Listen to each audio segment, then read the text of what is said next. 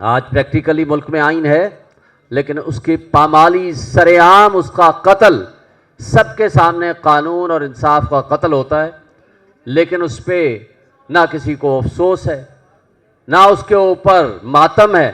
نہ اس کے اوپر عدلیہ اپنے فیصلے کر رہی ہے۔ تو ایک دفعہ مجھے یاد ہے کہ حامد میر صاحب کے شو میں بیٹھا تھا تو مجھے کہا گیا کہ الیکشن نہیں ہو رہے،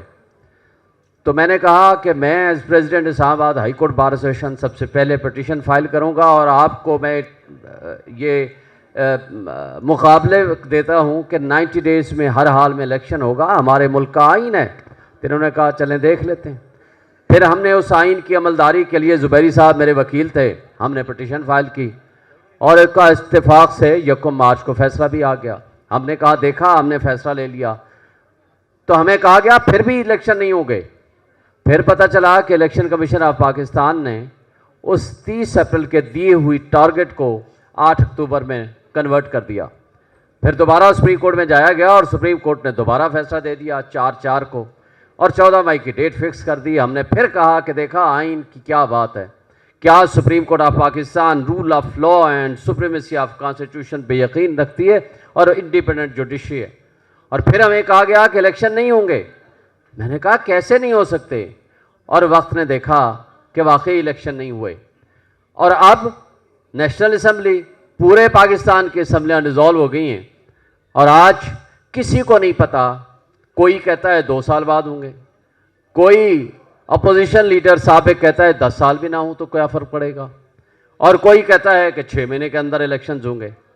لہٰذا آئین کا مذاق، قانون کا مذاق،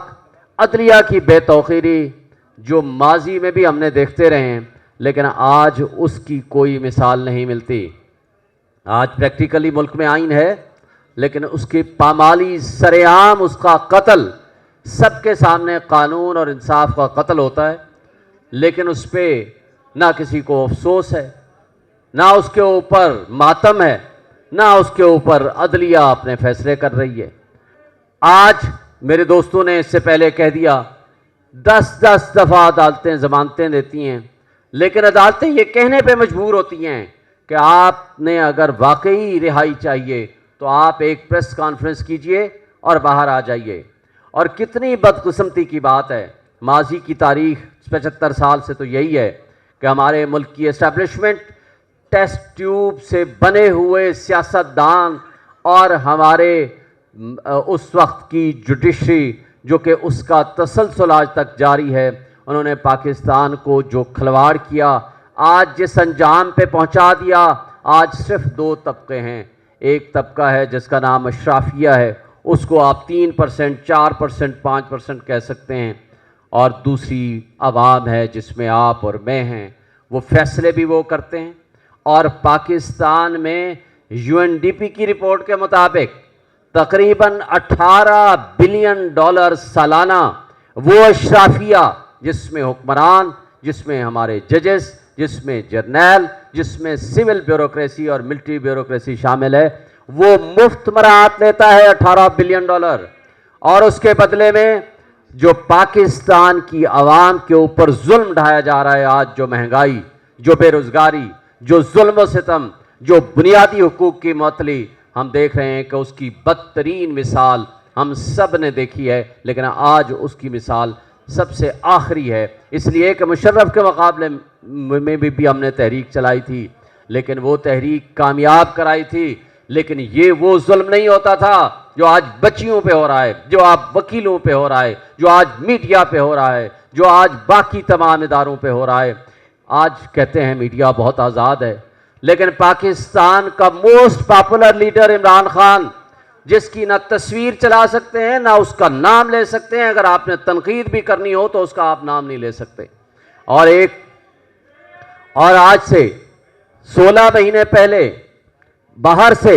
US سے کہا گیا، ایک سائفر آیا کہ جناب بدل دو اس شخص کو، بدل دیا گیا، اور ہماری اسٹیبلشمنٹ اور ہمارے اس وقت کے جماعتیں سیاسی، انہوں نے اس میں ہینڈلرز کا رول ادا کیا۔ وہاں آج انٹرسیپٹ کی اس کنٹینٹس لیک ہونے کے بعد آج وہاں ان سے سوال کیا جا رہا ہے کہ اس پہ انکوائری کرو کہ آپ نے پاکستان کی سالمیت کے اوپر کیوں اٹیک کیا، لیکن بدقسمتی سے جس نے ملک کی سالمیت، ملک کی خود مختاری اور ملک کی بقا کے لیے رول ادا کیا اور ایبسلیوٹلی ناٹ کہا، اس کو ہم نے جیل میں بھیج دیا، اور جس نے کہا بیگرز آر ناٹ چوزرز، اس کو ہم نے آنکھ کا تارا بنا کے بادشاہ بنایا، اور اس نے اس ملک کے ساتھ جو کھلواڑ کیا وہ سب آپ نے دیکھا۔ آج ایک واحد امید ہے، وہ ہے آپ وکلا۔ آئیں آج سے تحریک کا آغاز کریں اور ملک کو اس کو ان اٹس ٹرو اسپرٹ آئین کو بحال کریں، بنیادی حقوق بحال کریں، اور ہمارے ملک کے تمام مسائل کا حل اسی میں ہے کہ ہم آئین کے تابع رہ کر تمام لوگوں کو ان کے حقوق دلائیں، اور اس آئین کے تابع 90 ڈیز میں الیکشن ہوں، اور جس کو عوام چاہتی ہے اس کو اقتدار منتقل ہو۔ Thank you.